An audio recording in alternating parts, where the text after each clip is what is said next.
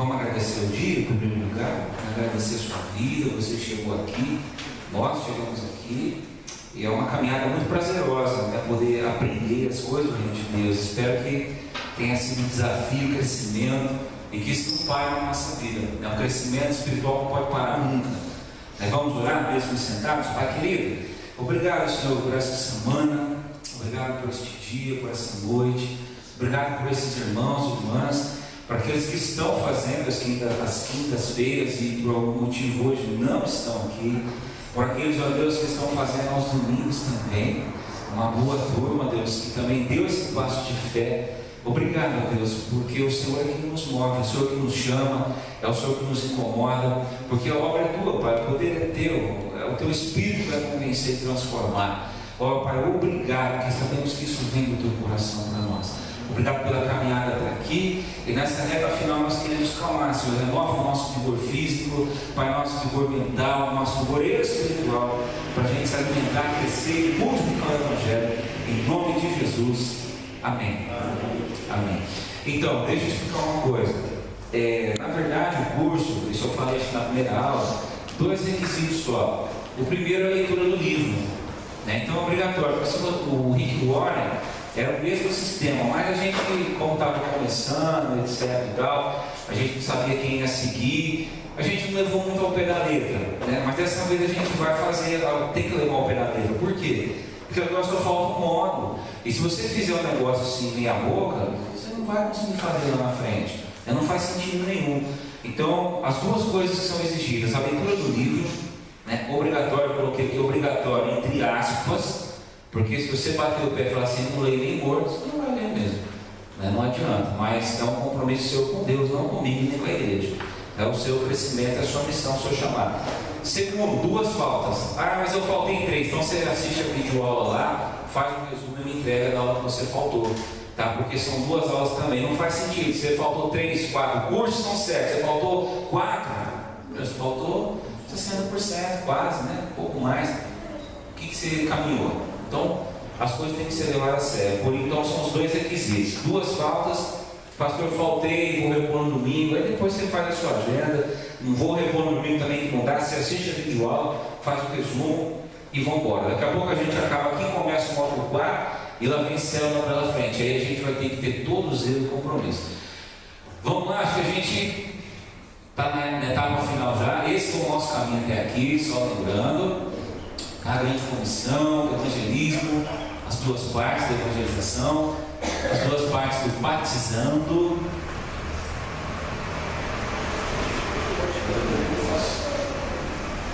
Discipulando, ensinando a obedecer, parte 1.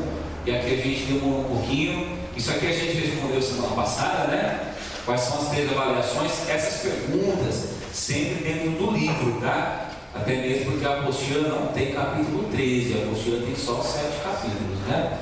Então tá aqui, capítulo 13, nós respondemos lá. Quais são as 3 avaliações que precisamos fazer para saber se uma pessoa está apta ou não a cruzar a linha de fé? Qual a importância de cada uma delas? Então no capítulo 13, já quase no final, finalmente do livro, ele vai dar uns termômetros lá pra gente, né? Para você não ultrapassar a linha, não tentar colher o fruto verde demais e perder o trabalho todo. Eu deixei essa outra pergunta aqui, ó. A próxima aula traz a declaração de leitura, então você está aí com a declaração. Quem chegou não pegou depois, eu vou entregar aqui, tá? Para você devolver. Eu deixei a melhor pergunta para o final, capítulo 14. Esse capítulo resumiu assim tudo de forma magistral. E olha só a pergunta que a gente vai fazer aqui meio... Hoje não vamos dividir em grupo, mas vamos fazer um bate-papo meio geralzão assim. Olha lá.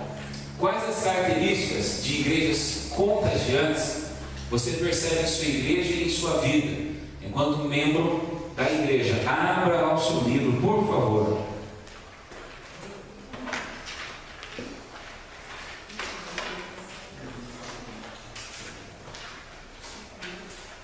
Você pensou que nunca ia ler um livro de 260 páginas, você leu fácil, tá vendo? Não doeu, acrescentou, cresceu. O próximo vai dar uma de 400. Leitura é assim, você vai ficando craque, né? Olha, irmãos, essa parte é muito importante. Por quê?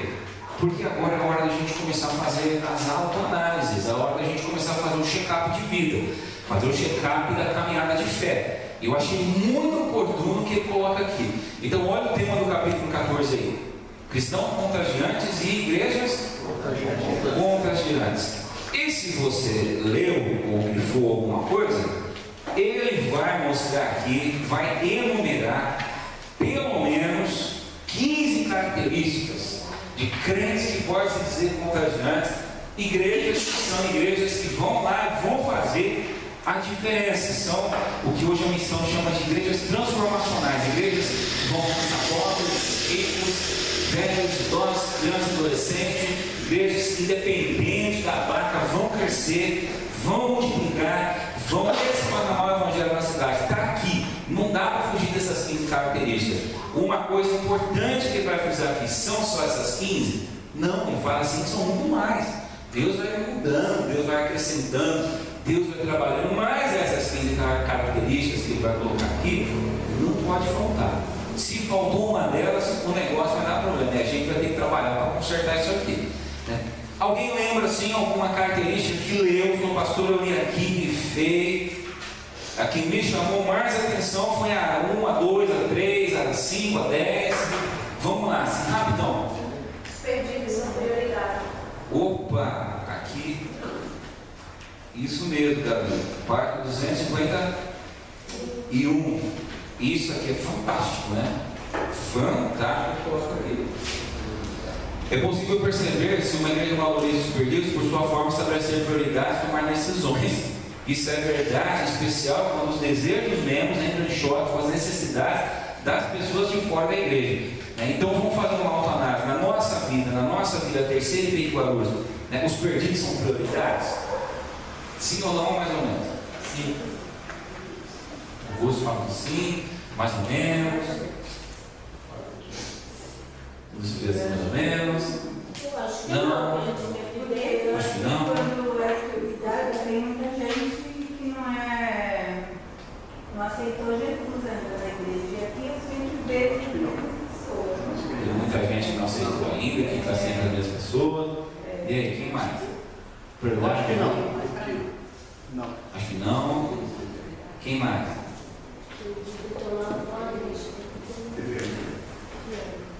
E aí? Prioridade ou não é prioridade? Vai na cabeça de cada um? Agora fiquei curioso.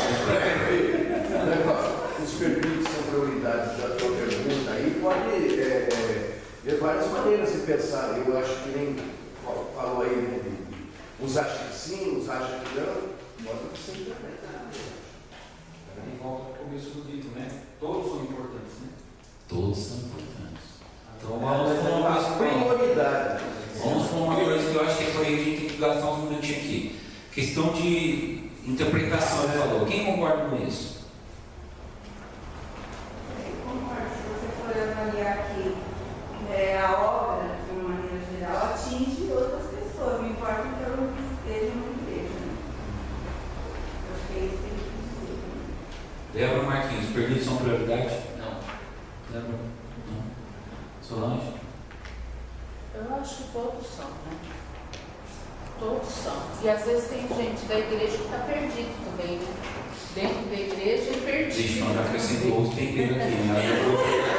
Já foi uma outra resposta. Não, então vamos organizar aqui. Isso entra dentro daquilo que eu te falei domingo. Pois é. Eu vim pro café na flash, depois vai ter aula. Eu não peguei aula, eu fui ficando assim. Aí pensei que era só minha hora. Aí eu falei, pastor, quando eu ter aula, eu poxa, você não veio no café que já tem. Aí eu falei, puxa vida, eu perdi meu tempo de vir aqui. Mas peguei, não, escuta só, na cabeça. E fui conversando com a Elisa, eu sempre converso com ela pelo WhatsApp, ou então de domingo à noite eu terminei. Mas aí faz tempo que eu estou querendo colocar ela na parede, né, durante a semana. E aí foi que teve a oportunidade de conversar com ela e ver que ela ainda não tinha entendido o que era a vida cristã, entregar a vida do... Aí, quando chegou em casa, eu falei assim, pastor, nunca se eu ficar sentadinha no banco da escola dominical, no culto da noite, eu tenho esse tempo todo de conversar com a menina. Então, a gente fica muito naquela. A escola dominical, o que foi? A escola dominical, né? Olha, eu vou emendar uma característica na outra. Os perdidos são prioridades. Parte 252 fala assim: o evangelismo faz parte da estratégia global. Então eu vou contrariar o Alonso. Não é questão de interpretação, é questão de posicionamento, de intencionalidade. E o que a Solange falou está certo. Todos os não de fora deveriam ser prioridades, deveriam, mas nem sempre são. Começa lá no tempo bíblico. Quando você vai para a igreja de Jerusalém, é uma igreja que tinha Pedro, João, Tiago. Eles pregam basicamente para os judeus, só os judeus. Eles não queriam pregar para os outros. Pedro vai na casa do Cornélio depois que ele tem uma visão estarrecedora. Desce um lembro. Hoje a gente lê na Bíblia, parece que é tão fácil. Imagina você sendo um judeu, você cresceu assim, ó, puro e puro, puro e puro, puro e puro, puro e puro. Aí vem um lençol só bicho impuro. Aí você fala: meu Deus, estou dormindo, estou acordado. Porque Pedro falava que não sabia se estava dormindo, se estava acordado. Aí vem aquela visão arrebatadora, estende aquele lençol. A hora que você olha, só bicho impuro. A hora que você pensa em correr para não se contaminar, o anjo de Deus, o próprio Deus fala assim: ó, opa, corre não, pega esses bichos impuros aí e começa a comer. Imagina a repulsa, a compreensão. E aí ele pega e, muito contrariado, ele come um pedacinho. Aí Deus fala assim: ó, isso aí é o evangelho para os gentios. Você não precisa ter nojo do gentio, não. Vai nos gentios. Mas o que acontece? Eles não vão. Ao contrário, quando Pedro vai lá e prega na casa de Cornélio, a liderança chama Pedro para dar uma bronca de Pedro. Leia lá Atos capítulo 11, que me fala a memória. O que você foi fazer na casa de Cornélio? Você sabe que ele é pecador, não? Pô, é para não falar com os gentios, é para falar com os judeus. Só que aí Deus levanta o maior missionário, a maior motivação da história para tirar aqueles crentes lá de Jerusalém. Quem é, irmãos? Deus levanta Estevão. Paulo, Estevão, quem mais? A perseguição. A perseguição. Porque Deus falou que vai fazer, vai fazer. Se a igreja não vai, tem que fazer. Deus manda a perseguição lá. Meu irmão sai crente pela janela. Eles não podiam ficar mais em Jerusalém, bebendo lá na barba de Pedro, de João, de Tiago, vendo aqueles milagres, aquelas conversões. E aí se cumpre o que dizia lá em Atos 1:8: vocês vão receber poder para ser testemunho em Jerusalém, Judéia, Samaria, até os confins da terra. Jerusalém tudo bem, Judéia mais ou menos, Samaria já não, que é terra de gente impura, nós não vamos para lá não. Deus manda a perseguição lá nas costas deles, e ó, crente faz a perna para quem quer. A Bíblia diz: por onde eles vão, eles vão pregando. Onde eles vão, eles vão pregando. Onde eles vão, eles vão pregando. Irmão, Deus dá um jeito de mobilizar a igreja. Vai. Aí chega a igreja lá de Barnabé, igreja de Antioquia. A igreja de Antioquia começa a pregar para os gentios. Então o que eu quero dizer com isso? Às vezes os perdidos não são alvo. Os perdidos são vistos muitas vezes como uma ameaça. E a gente fecha os perdidos lá de fora para não se contaminar. Então o nosso grupo, nosso estilo de vida, não faz muita amizade com esse beberrão não, que a coisa vai pro breve. E aí vou te falar mais: nós presbiterianos temos um problema monstro com isso, porque dentro da IPI do Brasil os perdidos deixaram de ser prioridade faz tempo, senão a igreja não estava crescendo, ela estava crescendo. Nós nos fechamos nos nossos eventos, nas nossas agendas, nas nossas tarefas, apagar incêndio. O pastor não é treinador, o pastor é um apagador de incêndio, um cuidador de gente de dentro da igreja, e não olha para fora. Então a gente tem que, primeira coisa, a Bíblia já chutou logo muito bem: perdido tem que ser prioridade. O evangelismo tem que ser estratégia global. O que significa isso, irmãos? Evangelismo não é programa, evangelismo é estilo de vida. A gente não faz evangelização fazendo um programa na igreja. Vamos fazer um negócio lá, os professores vão evangelizar, o pastor vai evangelizar. Não, é estilo de vida da igreja. Você colou no cara, na fila do pão, você está falando de Jesus para ele, é estilo de vida. Você não consegue não ser sal fora do saleiro. Então, duas coisas não pode faltar: prioridade e intencionalidade. A gente tem intencionalidade bem discernido. Lê um livrinho do Hernandes Dias Lopes chamado Evangelização, programa estilo de vida. Ele fala um negócio interessante: você sai 1 milhão de vezes de casa para vir na igreja, não palavras, adoração, cantar, adorar. É errado isso? Não é errado. Mas a gente não tem intencionalidade de atravessar a rua, tocar a campanha do vizinho e falar: cara, você precisa conversar um pouquinho. Então hoje eu não vou na igreja, eu vou ficar aqui conversando com você, vou ler um salmo com você. A gente não tem essa intencionalidade. Nós não temos. Nossa intencionalidade é casa, tempo, casa, tempo, casa. É um dia que muda um pouquinho, a gente estranha. É ruim. Por que a gente estranha? Porque a gente foi educado assim. Nós aprendemos isso. Ser igreja é isso. É vir, ficar o cartão, botar aqui, ficar o cartão, É ruim vir na igreja, irmão? Não é ruim, não é isso. Mas não é só isso. Porque a gente se fechou, né? Esquecemos o outro, né? Deixamos o outro para trás. Tá? Então, vamos resgatar isso aqui. Tem que ser resgatado isso aqui. Alguém mais alguma característica que você leu aí e falou, puxa, bateu aqui no coração, pastor? Ô, pastor, todas elas são importantes, né, e impactantes, mas a da página 255, primeiro parágrafo, é fora de série. Faço o que eu digo, esse? Isso. Faço o que eu digo, não faço o que eu faço. Não é uma boa forma de construir uma igreja. Hoje eu li isso aqui e fiquei preocupado, viu? Quando eu li isso aqui. Se as pessoas perceberem que o evangelismo é um mero chavão em vez de uma prática real da liderança, as exortações para evangelizar entrarão por um ouvido e sairão pelo outro. O pastor, os anciãos e qualquer outro colaborador ou líder visível precisam defender e exemplificar o valor de dedicar tempo e energia ao relacionamento autêntico com pessoas não religiosas. Isso se aplica de maneira especial ao pastor titular. Então, vai vendo. Começar em mim, nós que somos líderes, quase todos aqui são líderes, né? Mas uma coisa que eu tenho sentido falta na IPI do Brasil, e muito particularmente às vezes aqui, se os líderes não comprar bandeira, vai ficar mais difícil. Nós vamos do mesmo jeito. Deus vai levantar lá a perseguição, entre aspas, Deus vai levantar alguma coisa que vai nos mover, mas sempre começa no líder. Deus chamou Josué, Deus não chamou o povo todo. Deus chamou Josué e falou, filho, vai ser forte, corajoso, medita na palavra, anda na palavra, vai, atravessa o Jordão, conquista, vai. Aí Josué faz o quê? Delega, fala assim, meu Deus falou para mim, mas vai vocês que eu vou ficar aqui. Não, ele foi, atravessou o Jordão, tomou a Palestina para ele. Começa na liderança, realmente, Claudio. Começa na liderança. Muito incrível. Pastores perderam o foco da evangelização, presbíteros perderam o foco da evangelização, diáconos, professores, ministérios, tudo ficou finalidade em si. Então vem na igreja e pega o boletim na porta domingo. Fiz meu diaconato. Não, filho. Você for de rabo com isso na tua cabeça, para com isso. Vim na igreja, apresentei o meu sermão no domingo. Não pode ser sua missão só isso aí. Não pode ser só isso. Então vai, vamos lá, mais qual? Alguém mais leu aqui alguma coisa que chamou a atenção?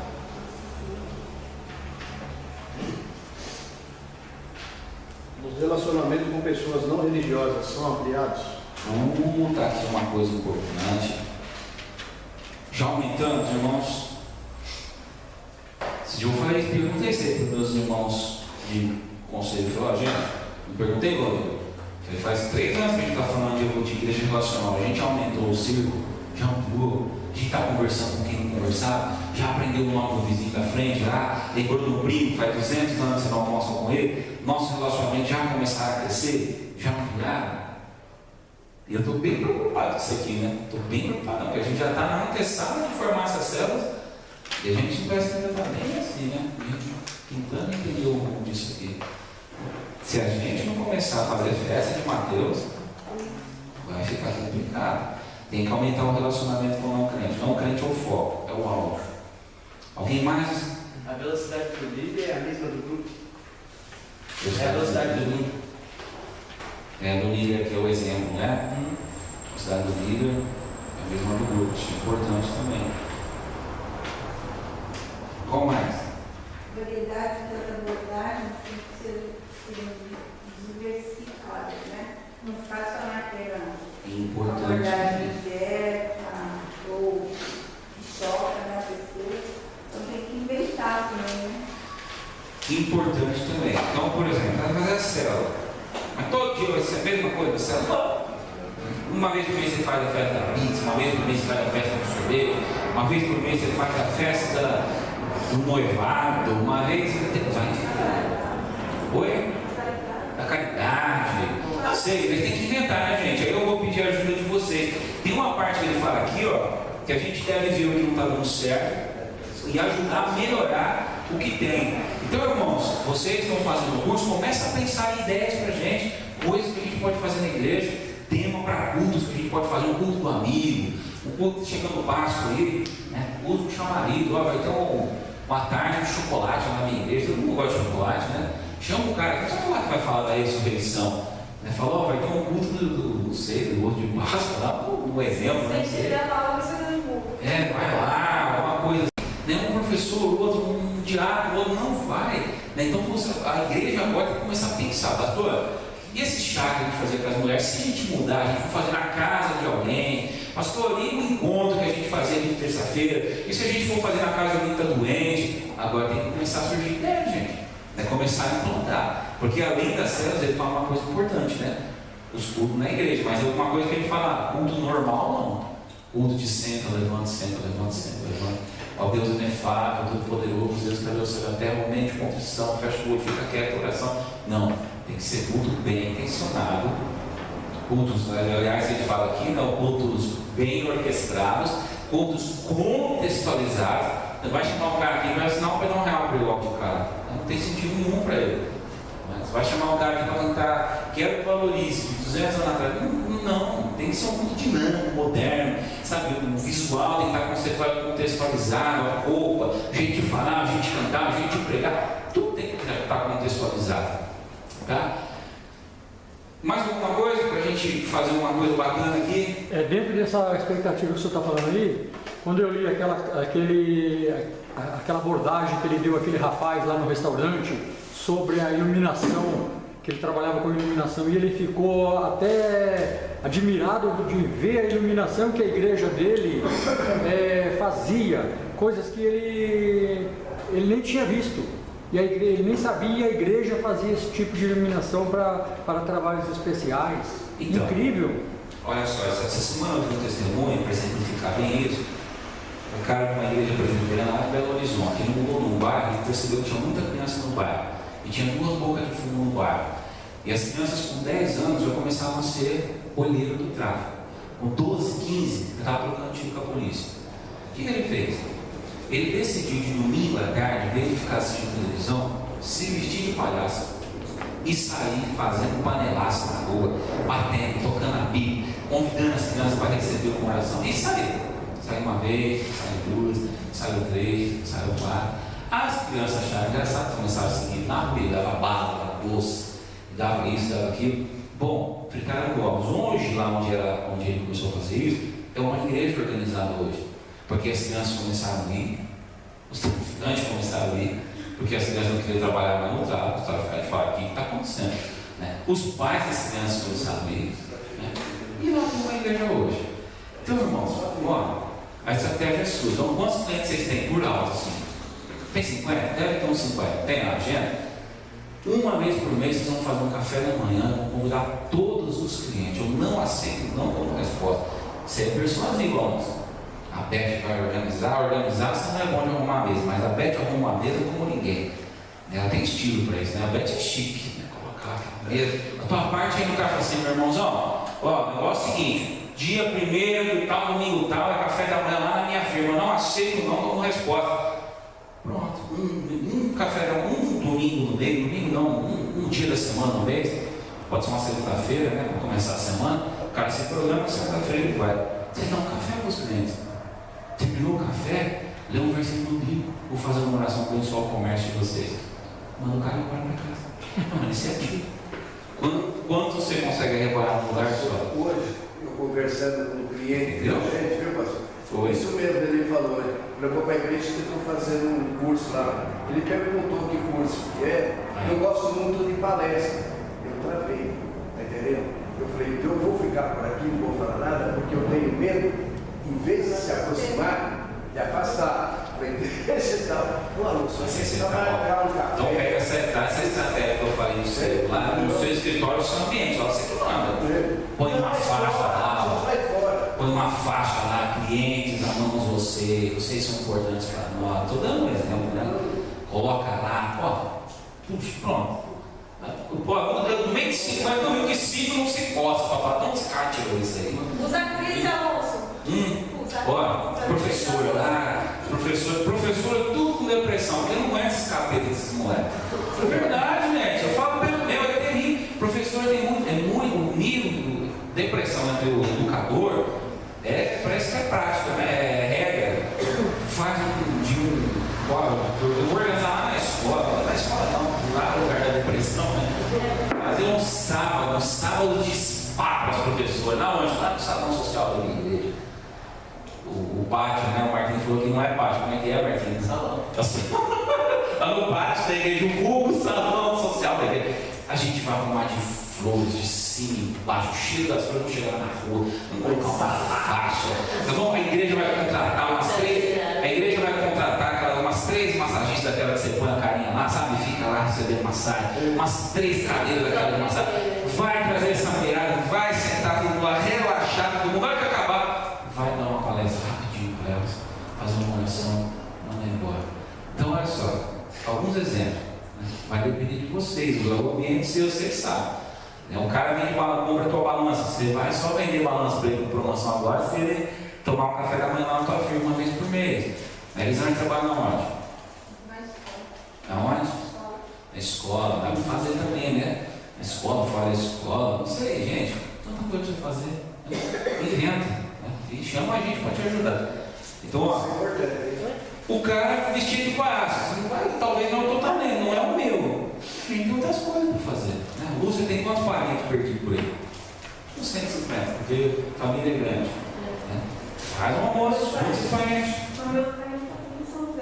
Entendeu? Ixi, terra boa.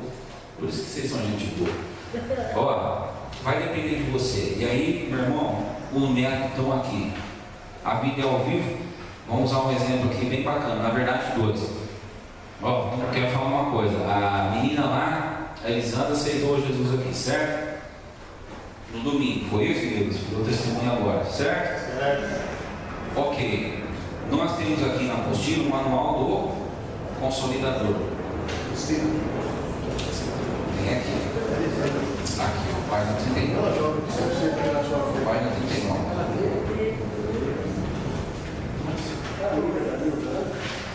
Então, olha só. A gente não sabe ainda, tá? Por isso que a gente vai corrigir. De acordo com esse modelo que a gente está propondo, no máximo, segunda, terça, quarta. Até ontem, ela tinha que ter recebido um contato, 3 dias, lembra que eu falei do time da consolidação? Todo dia. Então, ó, fulano, sábado à tarde a gente vai ter uma visita, certo? Um bate-papo lá na Fala de Mel, mais ali que é perto da casa das duas, ou lá na outra padaria perto da sua casa. Né? Aí, ó, segue as perguntinhas, você entendeu essa experiência pela qual você passou? Né? Vai seguindo os passos aqui, aí você senta aqui, ó, explica para elas 4 leis espirituais de novo, vê se entendeu? Ora, né? Por quê? Se a Elisandra só aceitou Jesus, Elisandra só aceitou Jesus, mas ela não consolidar, não batizar, não discipular, ela vai fazer outros discípulos? Não. Então agora tem que dar o próximo passo. Tem 2 pessoas bem próximas dela. Uma é a Nilda, que eu acho que é a mais próxima, que chora junto comigo, e a Solange. Então quem tem que fazer as 2 agora? Isso aqui é muito prático. Qual das 2 vai ser a consolidadora dela? Pega esse manual de consolidação, liga para ela amanhã e marca uma visita para ela no sábado à tarde. Nós vamos conversar. Estava eu e a Sandra. Pega o passo a passo aqui, segue o passo a passo. Daqui a pouquinho, ela está no level de 10, no módulo 1, está sendo treinada para evangelizar o outro. Se não consolidar ela, vai ficar aqui na igreja perdidona aqui, ó. E como os cargos são tudo ocupados, não vai ser inserido na vida orgânica da igreja nunca. Apesar, né, pastor, que essa também é uma pessoa que está com emocional, uma coisa. Você discipular, trabalhar, acompanhar, né? Pegar o braço dela e falar, filha, vamos marcar psicólogo para você ver. Nossa, minha ferida, né? Eu estou bem assim, ó. Olhar para Jesus e. Você discipular, chegar, às vezes você tem que chamar ela e falar, filha, já não falou essa história 5 vezes, chega, bate no peito, a vida tem que matar no peito, falou, ó, te fez sofrer, tá bom, chega. Aqui, ó, comigo agora, vamos, levanta essa corda com ele, vamos embora. Isso é discipular. Chega, vamos matar no peito, ó, tô com a bola para você, agora é tua vez, filho, bora.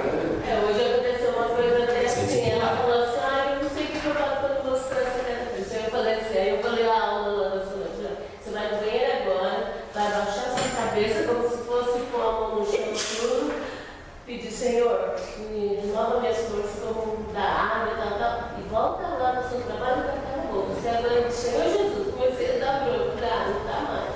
Né? Por isso que eu falo. Porque para mim é uma coisa tão boba que ela fala para Cristo para mim. Por isso que o manual de consolidação vai ajudar agora.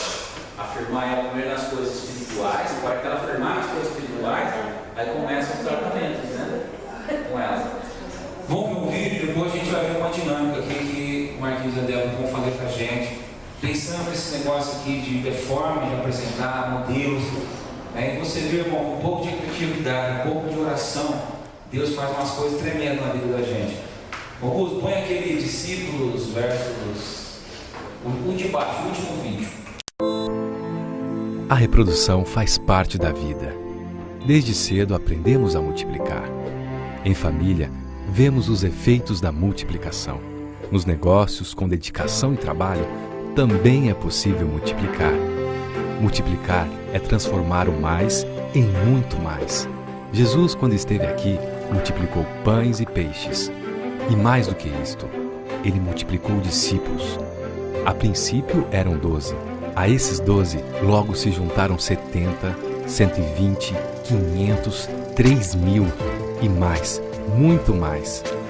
A ordem dele é a mesma hoje. Vá, ensine, batize, faça discípulos, e eles farão outros. Discípulos que se multiplicam formam uma igreja saudável. Afinal, queremos uma igreja cheia de membros ou de discípulos? Queremos a porta dos fundos aberta ou fechada? O membro espera pães e peixes, o discípulo é um pescador. O membro apoia-se no pastor, o discípulo ajuda o pastor. O membro espera uma visita, o discípulo é um visitador. O membro quer ir para o céu, o discípulo quer ir e levar pessoas para o céu. Discípulos oram, se relacionam e cumprem a missão com novos discípulos. Tudo isso porque discípulos não apenas somam, discípulos multiplicam. Foi assim que ele fez e é assim que ele quer que façamos.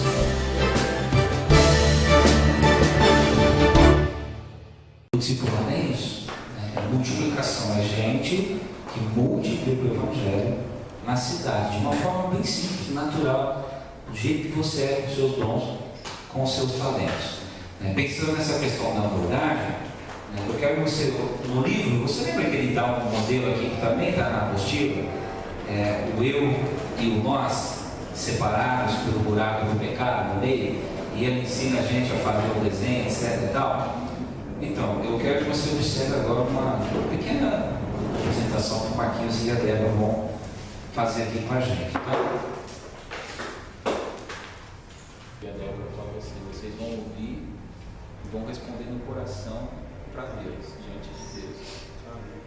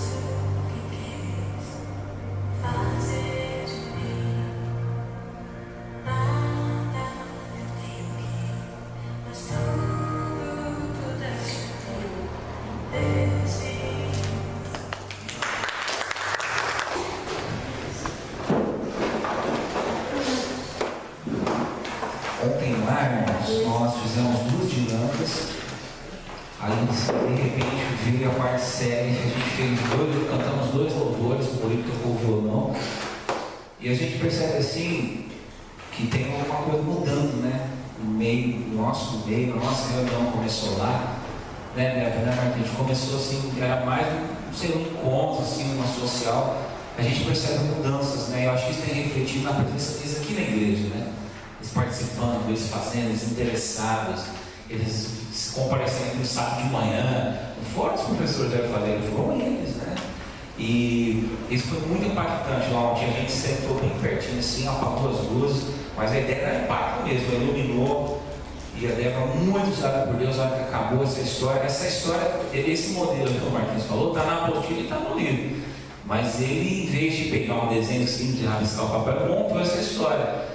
Irmãos, quando acabou de falar, né, os papéis acabaram de passar, e a Débora acabou de orar, vocês não têm noção, olhar para aqueles adolescentes e ver quase todos eles chorando, né, chorando ontem lá, né, em silêncio, sabe, não choro assim, mas chorando, sabe, de ouvir o que ouviram, de orar como oraram, e agora a gente vai dar continuidade, né, cada um quis entender o que eles oraram, o que eles fizeram, e é isso, irmãos, um pouco de imaginação, oração, vida no altar, Deus vai te dar estratégia.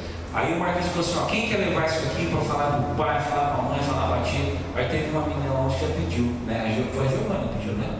Eu quero levar, tio Marquinhos, levou. Sabe para quem que ela vai mostrar aquilo? E Deus já tem no coração dela para quem que ela vai mostrar aquilo, irmão? É o evangelho indo embora, multiplicando. Né? Então isso é ser discípulo. Né? Uma coisa que precisa corrigir, eu olhei errado há muito tempo. Agora você, Senhor, tira a igreja das 4 paredes, está olhando errado, filho. Porque ninguém fica aqui no domingo pro outro. A gente vai embora, volta só você vai ver. A igreja está lá fora, que de repente lá fora a gente não está sendo do jeito que tinha que ser. 15 minutinhos para terminar, 9h10. Concluir isso aqui, senão a gente não acaba. Isso aqui tudo a gente já falou, né? Grande comissão, esse é o texto base. Mateus 28, 18 e 20. Esse texto fala 3 coisas: o que somos para a nossa missão, como devemos fazer, somos discípulos. Né? O discípulo é aquele que nasceu de novo, passou por um rompimento com o velho eu, a cruz fez o cara renascer, agora tem um compromisso com ele. A missão do discípulo é fazer discípulo. Né? Como devemos fazer? Nós vimos isso, né? Ensino formal ou informacional, muita informação, sala de aula versus relacional, exemplo, vida compartilhada. E a gente viu que o método de Jesus, ele foi informacional, mas muito mais relacional. 49% do tempo vivendo com os discípulos. Discipulado é isso, é gerar um filho espiritual, pegar na mão dele e caminhar com ele até ele ter sustância, até ele crescer, até ele parar de tomar leitinho, e aí ele vai poder pegar na mão de outro dia e fazer o outro crescer. Só que esse discipulado aqui é mais comum para a gente, porque o cara passa para frente. Se o discipulado for isso aqui, então o professor deles faz o que eu não preciso fazer não. Quando o discipulado é esse aqui, aí Deus vai pôr na tua vida. Aí você tem que fazer. Discipulado, caminhando juntos para uma vivência diária com Cristo. E a gente falou exatamente aqui, né? Discipulado é ensinar. Né? Aí tem um exemplo do Paulo. E as coisas que me ouviu dizer na presença de muitas testemunhas, confia a homens fiéis, sejam também capazes de ensinar a outros. Né? Discipulado, meu irmão, é ensinar outros. Não tem segredo. Né? E aí 2 desafios: ter conhecimento e ser capaz de transmitir. Então se prepare para discipular. Você não vai poder discipular alguém sem conhecimento. Leia um livro, leia uma apostila, elabore um método, pegue um currículo. Quando você for fazer um discipulado, vamos ensinar isso depois. Discipulado tem começo, meio e fim, tem períodos, é 1 bimestre, é 2 bimestres, é 3 meses, é um biênio, é um triênio. Como que é esse discipulado? Você vai falar para a pessoa: cara, vou começar a caminhar agora, nós vamos caminhar 6 meses, 5 meses, 7 meses. Quero falar com você sobre a salvação, sobre a igreja, sobre dons espirituais, né? Mas você tem que se preparar. Hoje o aluno chegou aqui falando justamente sobre isso aqui. O cara faz uma pergunta da Bíblia lá, pronto, você já não sabe falar. Aliás, isso também na vergonha, irmão. Se não souber, fala assim: ó, não sei, vou perguntar para o pastor, se o pastor não souber, fala que não sei também, vou pesquisar, te ensino o cara todo dia. Então, mas em primeiro lugar tem que se preparar o tempo, preparar a cabeça, preparar o coração, organizar, ajeitar a agenda, disponibilizar os recursos, arrumar a vida, senão não vai rolar discipulado. E está aqui, então, o discipulado é dar e receber. Timóteo recebeu de Paulo, Paulo recebeu de Cristo. 1 Coríntios 11, 23 é o texto da Santa Ceia, onde Paulo ensina aos Coríntios e vai falar assim: ó, eu vos dei o que também eu recebi. E aí ele começa a falar como é que foi a instituição da Santa Ceia. Então isso vai lembrar, gente, a discipulado não é inventar nada novo, é pegar o que Cristo já te deu dentro do outro. Fazer exige ser, né? Você não vai ter autoridade para falar para um discípulo se você não for um discípulo. Isso é muito importante. Tem que ter vida no altar, tem que ter vida de oração. Você vai ter que estar alicerçado, estruturado, porque no discipulado a gente já leu aqui, não é fácil o que eu mando, mas não faço o que eu faço, é fácil o que eu faço. E aí o discipulado cristão tem essa pegada: ensino com autoridade, ensino sem autoridade. Por que o ensino de Jesus tinha autoridade e os dos fariseus não tinham autoridade? Inclusive os fariseus certificam isso. Quando eles estavam ensinando, falando, eles chegam lá, cochicham entre eles e falam assim: esse ensino com autoridade, tal que nunca você fez em Israel, né? Por quê? O que dava de errado no ensino dos fariseus? Não vivia. Matou na coisa. Não vivia. Era aparência. Se você lembrar o discurso de Jesus contra os fariseus, Mateus 20, Atos 25, lembra de ler? Ele vai falar assim: cara, vocês são sepulcros, vocês estão brancos. O que é sepulcro? Aquele sepulcro que o cara pinta de cal, né? Tá lá bonitinho, mas lá dentro tem o quê? Tem ossado, né? Tem defunto, tem carniça. Tá feio lá dentro, tá bonito por fora, mas tá feio por dentro. Né? Então é isso que Jesus vai falar: cara, por fora vocês estão legal, mas por dentro está desalinhado. Então eles falavam das leis, mas não amavam ninguém. Exigiam que o cara sacrificasse no templo, fosse um religioso, fosse um expert na lei. Mas ao vizinho que o cara precisava de ajuda no sábado, eles não iam ajudar, né? Porque sábado é um dia sagrado. E Jesus já era diferente. Jesus falava e fazia. Jesus dava receita e ensinava a fazer, o negócio ia lá e fazia. Então, o discipulado, presta atenção numa coisa: você precisa ensinar com autoridade. Então, você vai ensinar o seu discípulo, você vai ser um modelo para ele. Jesus falou: ele que de mim se alimentar, antes de morrer, né? Por mim viverá, né? Eu tenho que alimentar de Jesus para viver. Então, a gente tem um problema hoje no cristianismo do século XXI. E o que a Débora bem falou ali: gente, os crentes não parecem mais com Cristo. Aí comigo o nosso trabalho.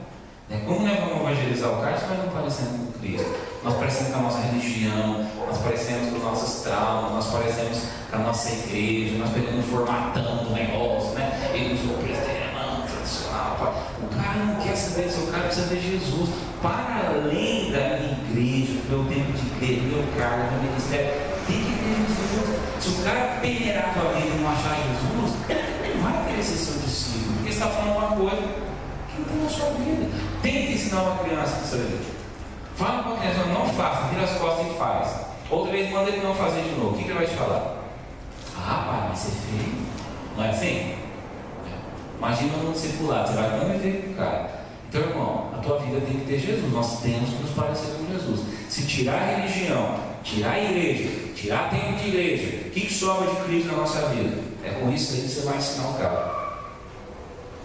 Qual a melhor maneira de ensinar alguém no contexto do discipulado? 1 Coríntios 11, 1. Pelo exemplo. Alguém lê para mim rapidão? Quem trouxe a Bíblia? Tem alguém com a Bíblia aí? Trouxe, esqueci lá no carro. No ensino do painel do carro. 1 Coríntios 11, 1.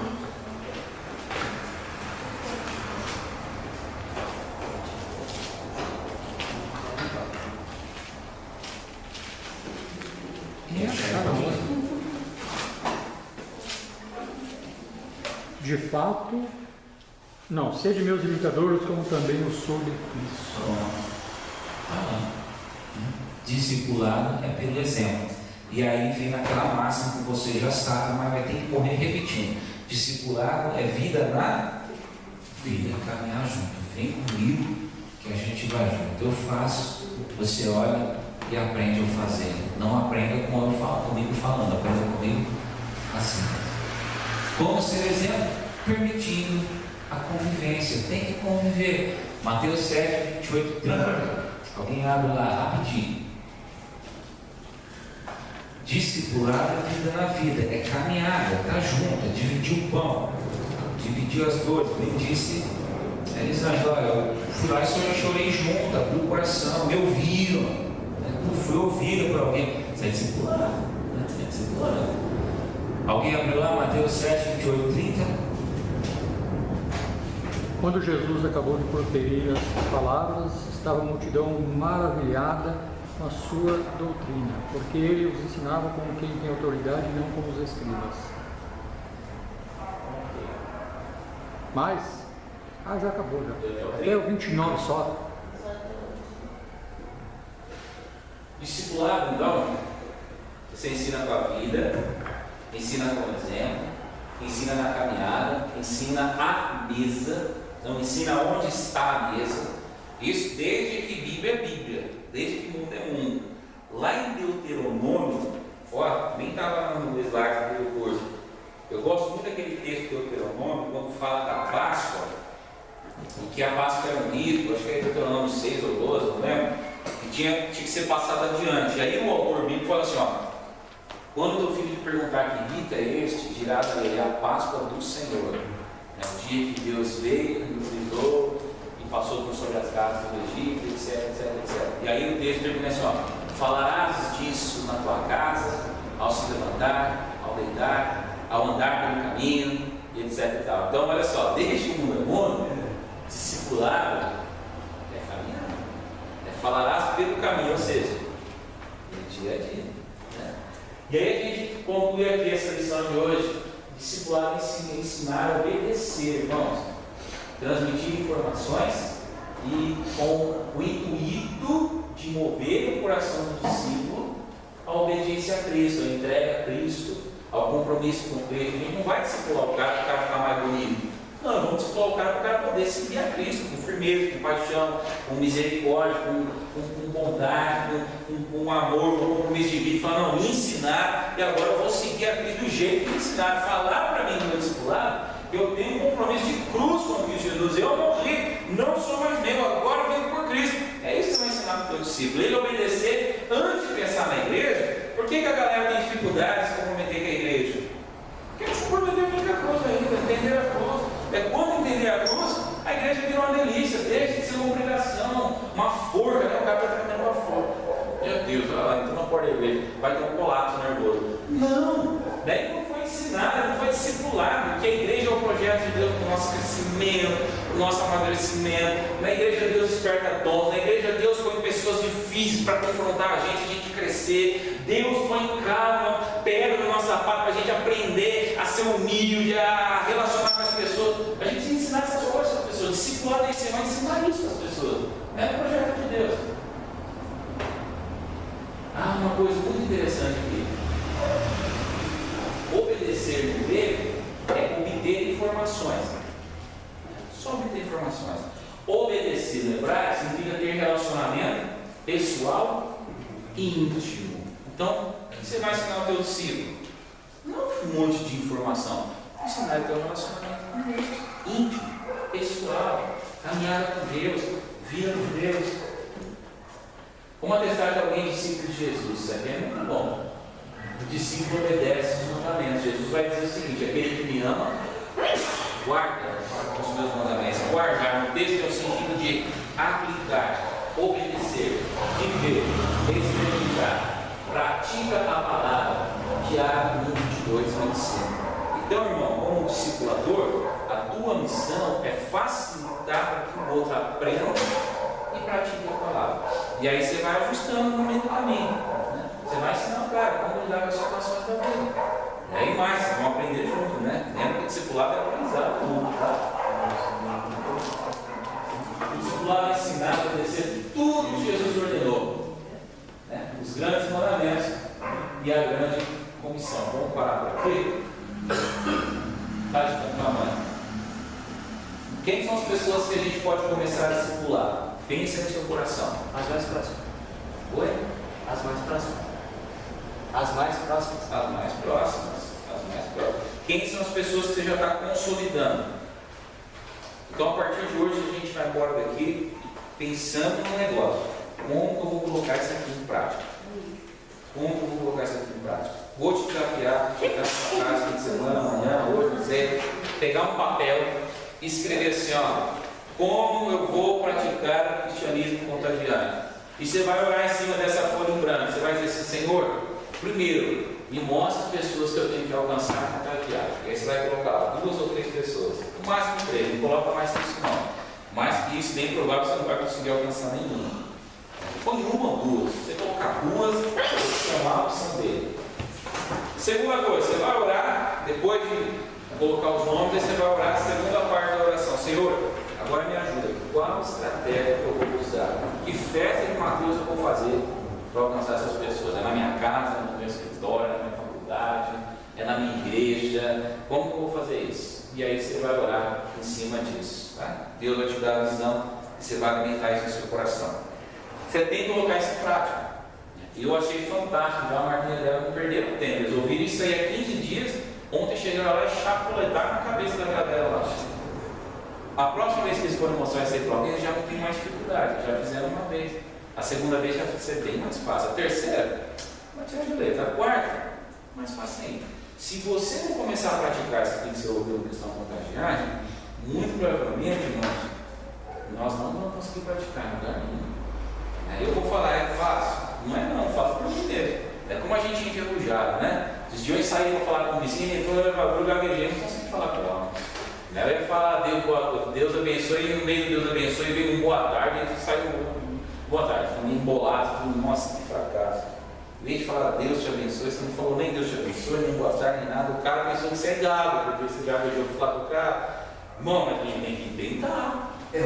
Tem que tentar. Você vê uma coisa que ele fala, não tem certo nem errado. O fracasso vai ensinar a gente a. Pô, não deu certo falar dessa forma, eu vou falar de novo. Não deu certo esse convite, eu vou convidar de outro jeito. Mas você tem que começar. Tá? Tem que começar. Semana que vem a gente conduz isso aqui. Eu vou trazer um xerox para você. E aí a gente encerra essa parte do Lidere 3, tá bom?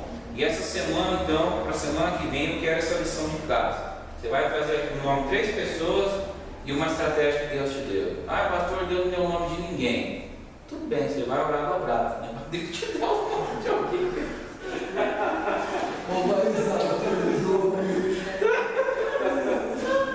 Ô, gente, se você chegar aqui semana que vem com o nome de uma pessoa, você já está vitorioso. Se você ganhar uma pessoa no ano de 2019, você acredita que dobra de tamanho? Dobra? Dobra. Então, uma pessoa, irmão, ora por uma pessoa. Escreve no papel. Não esquece. 2 orações. Senhor, quem eu tenho que alcançar? Como eu vou alcançar? Eu já tenho. Escreve lá. Tá? Semana que vem a gente vai trocar uma ideia a respeito disso aí. O que você pensou essa semana? Que a tua igreja pode fazer para ser mais contagiante?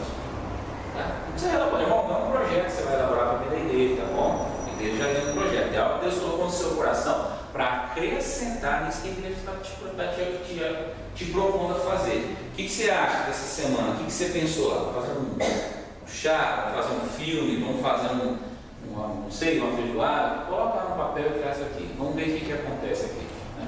Vamos fazer uma tempestade de ideia aqui de evangelização. Para a gente ver mais ou menos como que a gente está entendendo esse negócio de ser contagiante. Fechou? Bem prático isso, hein?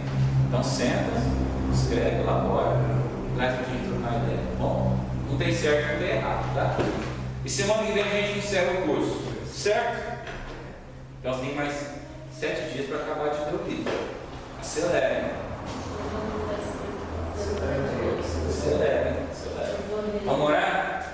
Vamos agradecer, vamos orar pela família da Helena, do Walter. Semana de lá deles, visitando, orando, né? Vamos lá, pastor. Estão abalados, estão cansados ainda. A gente não vai hoje, a gente vai domingo. Tudo bem. Descansa, ora, se recompõe, né? Vamos orar por eles também. Quem chamou? Oi. Eu quero que a oração de gente que está voltando, vai separar. Tá, gente, vamos ficar em pé.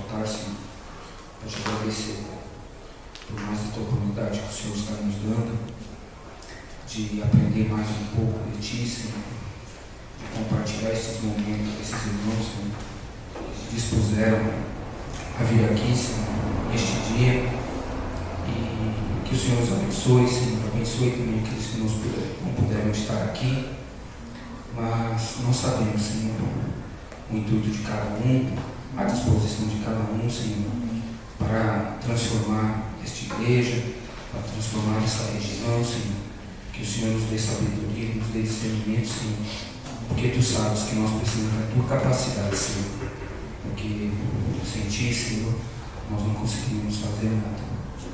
Neste momento, Senhor, te colocamos na vida do Guilherme, Senhor, que está retornando para cá, que o Senhor possa trazer segurança, Senhor, que o Senhor nos dê sabedoria também para recebê-lo aqui, Senhor. Tu sabe o que ele está passando, Senhor. Então, que o Senhor conforte, Senhor, conforte a família também, traga ele para cá, para conviver com a gente, Senhor. E se assim, se for da sua vontade, Senhor, que ele possa crescer aqui junto com a gente, Senhor. Amém. Nos dê sabedoria, Senhor, porque nós precisamos de Ti, Senhor.